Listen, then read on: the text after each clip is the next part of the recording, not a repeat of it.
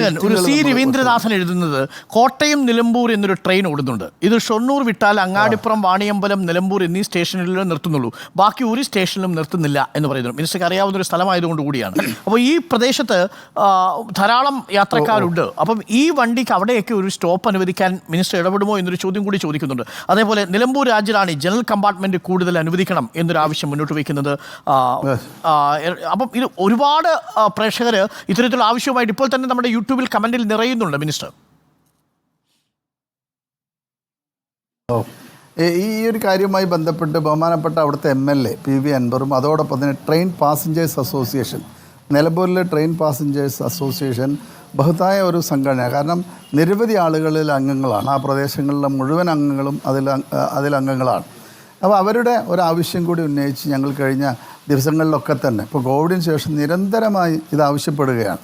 അപ്പോൾ 1-2 ട്രെയിനുകൾ പുനഃസ്ഥാപിച്ചു. അതോടൊപ്പം തന്നെ കൂടുതൽ സ്റ്റോപ്പുകൾ ഈ മേഖലയിൽ അനുവദിക്കണം. മുമ്പ് അതൊരു വനമേഖലയായതുകൊണ്ട് അവിടെ ജനസംഖ്യ കുറവായിരുന്നു. ഇപ്പോൾ അതല്ല, അതിൽ നല്ല രീതിയിൽ മാറ്റമുണ്ടായി. ധാരാളം ജനസംഖ്യ വർദ്ധിച്ചു, കൂടുതൽ വീടുകൾ വന്നു, കൂടുതൽ സ്ഥാപനങ്ങൾ വന്നു. അതിനനുസരിച്ച് ഇപ്പോൾ പെരിന്തൽമണ്ണ പോലുള്ള വലിയ വലിയ പട്ടണങ്ങൾ, മലപ്പുറം ജില്ലയിലെ പട്ടണങ്ങൾ ഈ ഭാഗത്തുള്ളത്. അപ്പോൾ ഇതെല്ലാം തന്നെ കണക്കിലായിക്കൊണ്ട് പുതിയ സ്റ്റോപ്പുകൾ അനുവദിക്കണം എന്നുള്ള കാര്യത്തിൽ ഒരു സംശയമില്ല. അടുത്ത മീറ്റിങ്ങിൽ ഞങ്ങൾ കത്തുകൾ എഴുതിയിട്ടുണ്ട്. അടുത്ത മീറ്റിങ്ങിലും ഇത് ശക്തമായി ഉന്നയിക്കാൻ തന്നെയാണ് നമ്മൾ തീരുമാനിച്ചത്. Thank you minister. അതോടൊപ്പം തന്നെ മറ്റൊരു കാര്യമുണ്ട്. ഈ നിലമ്പൂർ അതിൽ മറ്റൊരു പ്രധാനപ്പെട്ട കാര്യം, ഈ നിലമ്പൂരിൽ നിന്ന് നഞ്ചക്കോട്ടേക്കുള്ള പാത നിർമ്മിക്കുന്നതിനുള്ള ഏകദേശം നടപടികൾ ഇപ്പോൾ ആരംഭിച്ചിട്ടുണ്ട്. 1500 കോടി രൂപയുടെ എസ്റ്റിമേറ്റ് തയ്യാറാക്കുന്ന നടപടിയിലേക്ക് റെയിൽവേ കടന്നിട്ടുണ്ട്. അപ്പോൾ ആ ഒരു പാത വരുമ്പോൾ മൈസൂർ നെഞ്ചക്കോട് നിലമ്പൂർ പാത, നമ്മൾ പറയുന്ന മൈസൂർ നിലമ്പൂർ പാത, അത് യാഥാർത്ഥ്യമായാൽ തന്നെ നിലമ്പൂർ ഭാഗത്തുള്ള വലിയൊരു യാത്രാ ദുരിതം, ഇപ്പോൾ ഊട്ടി, കാസർഗോഡ് അല്ലെങ്കിൽ ഗൂഡല്ലൂർ മുതൽ തുടങ്ങിയിട്ടുള്ള ജനങ്ങൾക്ക് ബാംഗ്ലൂരിലേക്കൊക്കെ യാത്ര ചെയ്യാൻ പറ്റുന്ന ഏറ്റവും നല്ലൊരു പാതയാണ്. അപ്പോൾ അതിൻ്റെ നടപടികൾ ഇപ്പോൾ ആരംഭിക്കുമെന്ന് റെയിൽവേയുടെ നടന്ന ചർച്ചയിൽ മനസ്സിലായിട്ടുണ്ട്. അതോടൊപ്പം തന്നെ ഷൊർണൂരിൽ നിന്നും മംഗലാപുരത്തേക്ക് ഒരു റെയിൽ പാത കൂടി നിർമ്മിക്കുന്നതിൻ്റെ നടപടികളും ഇപ്പോൾ പുരോഗമിച്ചു വരികയാണ്.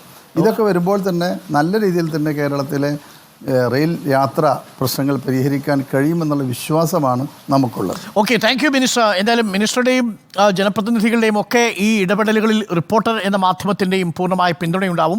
കൃത്യമായും ജനങ്ങളുടെ പ്രതികരണവും ഒപ്പം തന്നെ അവരുടെ ആവശ്യവും നമ്മൾ അധികാരികളുടെ മുന്നിൽ അവതരിപ്പിച്ചുകൊണ്ടേയിരിക്കും. Thank you minister. ഇടപെടലുകൾക്കും ഒപ്പം ഇത് നമ്മളൊന്ന് തുടങ്ങിയിട്ടേ ഉള്ളൂ. ഇനി കൂടുതൽ ട്രെയിനുകൾ മിനിസ്റ്റർ പറഞ്ഞതുപോലെ വരണം. നമുക്കതൊരു ക്യാമ്പയിൻ തന്നെ ഒരുമിച്ച് തന്നെ മുന്നോട്ട് കൊണ്ടുപോകാം. ഒരു മാധ്യമം എന്ന നിലയിൽ റിപ്പോർട്ടറും അതിൻ്റെ എല്ലാ സഹായവും വാഗ്ദാനം ചെയ്തു. Thank you minister. Thank you. Thanks a lot. Minister Abdul Rahman പറഞ്ഞതുപോലെ റിപ്പോർട്ടർ അടക്കമുള്ള മാധ്യമങ്ങൾ നിരന്തരമായി പറയുന്നുണ്ടെങ്കിലും നമ്മൾ തുടർച്ചയായ ഒരു ക്യാമ്പയിൻ തന്നെ സംഘടിപ്പിച്ചിരുന്നു. വിവിധ സ്റ്റേഷനുകളിൽ നിന്ന് യാത്രക്കാർ നേരിടുന്ന ബുദ്ധിമുട്ടുകൾ നമ്മൾ യാത്ര ചെയ്ത് തന്നെ നമ്മളത് പ്രേക്ഷകരിലേക്ക് കാണിച്ചു. കാലുകുത്താൻ പോലും ഇടമില്ലാത്ത വിധം എങ്ങനെയാണ് നമ്മളുടെ വടക്കൻ കേരളത്തിലോടുന്ന തീവണ്ടി മുറികൾ നിറഞ്ഞിരിക്കുന്നത് എന്നതാണ്. പലരും കുഴഞ്ഞു വീഴുന്നത് കാഴ്ചകൾ നമ്മൾ കണ്ടു.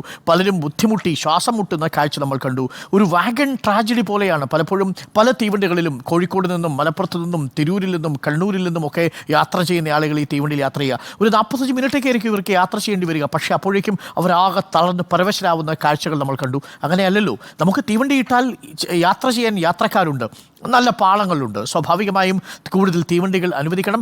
ലോക്കൽ ട്രെയിനുകളുടെ കാര്യമാണ് നമ്മൾ പറയുന്നത്. ദീർഘദൂര വണ്ടികളൊക്കെ പിന്നീട് നിങ്ങൾ ഇട്ടോളൂ. പക്ഷേ ആദ്യം നമ്മളുടെ ഈ പ്രശ്നം പരിഹരിക്കാൻ ഒന്നുകിൽ നിലവിലുള്ള എക്സ്പ്രസ് ട്രെയിനുകളുടെ കമ്പാർട്ട്മെൻറ്റുകൾ എന്ത് ചെയ്യണം, റിസർവ്ഡ് ആക്കി മാറ്റണം. അതല്ലെങ്കിൽ കൂടുതൽ ലോക്കൽ ട്രെയിനുകളോ മെമു ട്രെയിനുകളോ നമുക്ക് അനുവദിക്കുകയും വേണം. പ്രത്യേകിച്ചും ഷൊർണൂർ മുതൽ കാസർഗോഡ് വരെയുള്ള മേഖലയിലെ യാത്രാ ദുരിതം പരിഹരിക്കണം എന്നതാണ് ഒരിക്കൽ കൂടി നമ്മൾ പ്രേക്ഷകരിലേക്ക് അറിയിക്കുന്നത്. നമ്മളുടെ വാർത്താ പരമ്പര തുടരുകയും ചെയ്യും.